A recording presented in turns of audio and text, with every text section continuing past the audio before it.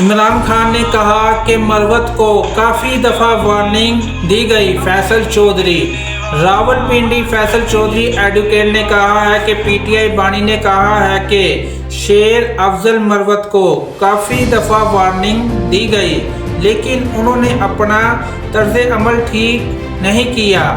Merit का बिल्कुल depart हो गया है, जिसकी वजह से पाकिस्तान क्रिकेट टीम पहले नंबर्स पर नहीं आई। बानी पीटीआई चेयरमैन ने मेसन तकवी का इस्तीफ़ा मांगा है।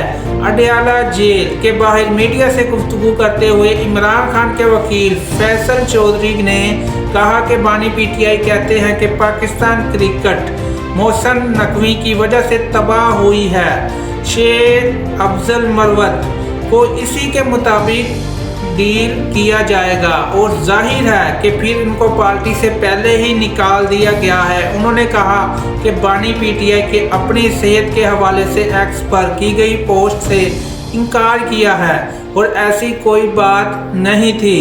तो शेर अफजल मरवत को पार्टी से निकाला गया।